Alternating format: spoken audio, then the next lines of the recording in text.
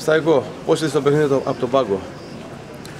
Ένα πολύ δύσκολο παιχνίδι όπως το περιμέναμε. Η Μαρίτιμο είναι καλή ομάδα, έχει καλούς παίχτες με ατομικά ποιοτικά χαρακτηριστικά. Δυνατή ομάδα, μας πρέσαρε αρκετά καλά. Εμείς προσπαθήσαμε από την πλευρά μας να κάνουμε το παιχνίδι μας. Θεωρώ ότι τα καταφέραμε σε έναν πολύ καλό βαθμό. Δεν είδα κάποια διαφορά ανάμεσα στις δύο ομάδες. Επάξια διεκδικήσαμε τη νίκη. Δυστυχώς εκεί που είχαμε ισορροπήσει το παιχνίδι, είχαμε βάλει τον γκολ. Ένα λάθος εκεί στη μεσαία γραμμή μας τύχησε να δεχτούμε αυτό το γκολ που για εκτός έδρας γκολ είναι χρυσάφι. Εκεί θέλω να σταθώ στο λάθος του Ουσέρο. Ένας παίκτης της αξίας του Ουσέρο κάνει ένα τέτοιο λάθος σε μια καθοριστική στιγμή του παιχνιδιού και κρίνει ένα αποτέλεσμα σε βάρος του Αστέρα.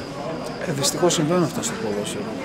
Παίκτης χωρίς λάθος δεν υπάρχει στο ποδόσφαιρο. Το ποδόσφαιρο είναι ένα παιχνίδι λαθών δυστυχώς.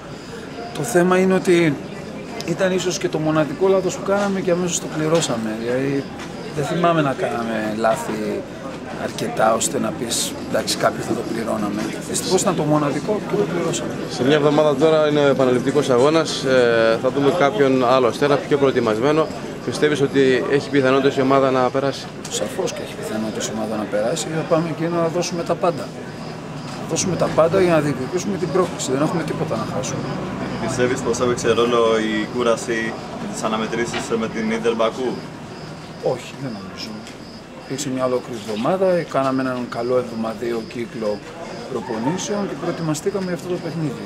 Όχι, δεν υπήρχε κόπωση. Δύο κουβέντες για τον Σακαρέ που εμφανίστηκε πρώτη φορά στο κοινό εδώ, η απόδοσή του. Θεωρώ ότι μπήκε καλά, βοήθησε την ομάδα, ήταν καλός αποφασιστικός στις επεμβάσεις του και θα έχει μια καλή συνέχεια στην ομάδα μας. Ευχαριστώ. Ευχαριστούμε.